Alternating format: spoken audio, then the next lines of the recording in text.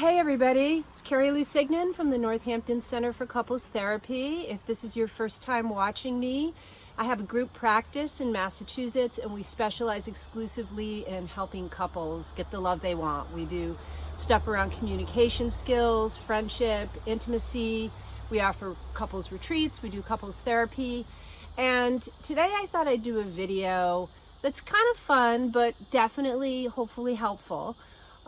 I've been thinking a lot recently about the topic of communication skills, and I've been thinking a lot about, the people that come to my center, what it is that you're looking to get, and how can I put that out there here on YouTube and make it fun and make it simple.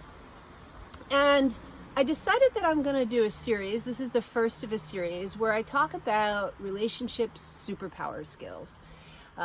Because I realized that a lot of the things that we're teaching at our center, they're not natural to the average person or human being. That, we come into this world with our own vulnerabilities. We encounter various hardships just by virtue of being mere mortal, not superheroes.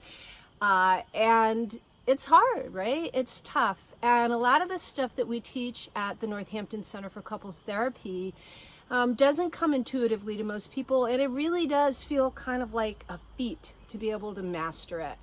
So I started thinking about what kind of skills, what kind of powers do we teach people, and how could we look at them through those lenses. And to start off this week, I think what I want to talk about is boundaries. I realized as I thought about it that people who are in relationships that thrive, the masters of marriage, as John Gottman would call you, the wholehearted, as Brene Brown would call you, are people who have boundaries of steel. And ironically, what often goes with boundaries of steel is a really compassionate heart. That the better we have boundaries, the more we're actually able to be soft. So let's talk a little bit about how to cultivate the superpower of boundaries of steel.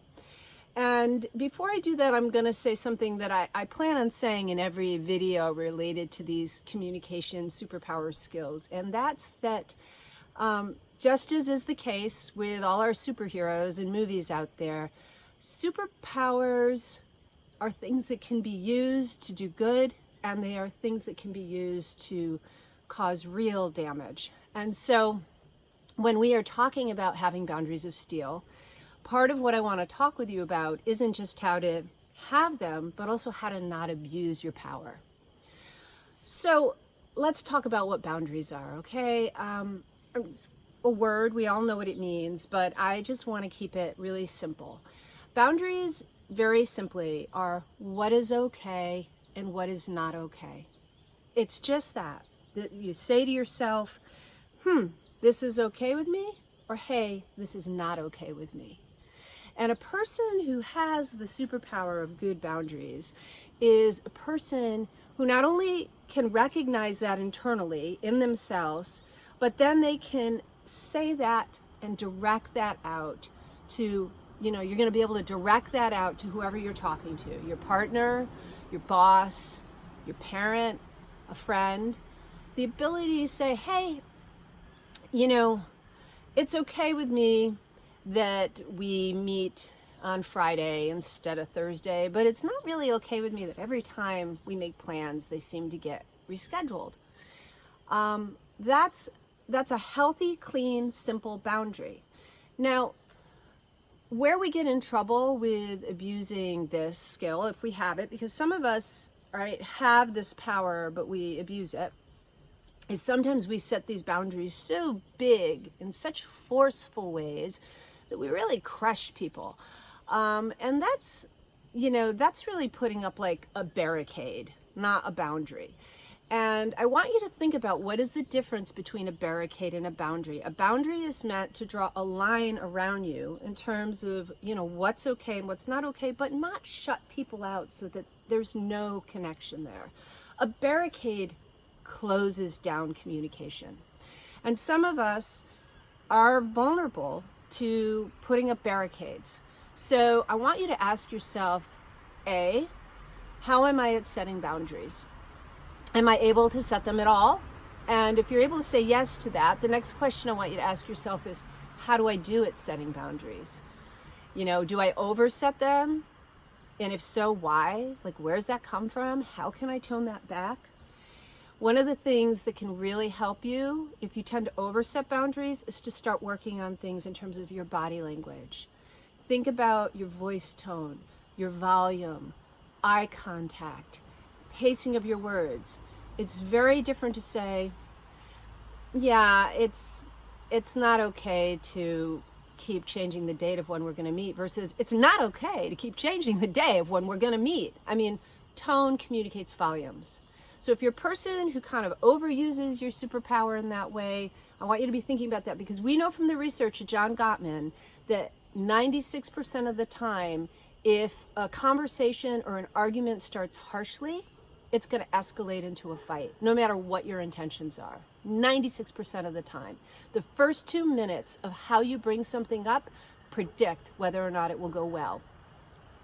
The next thing I want you to do is just ask yourself, maybe did you click on this? Because you don't have this superpower at all. You get really small and you shrink, in which case my guess is you have the superpower of invisibility, which I'm going to deal with in another video.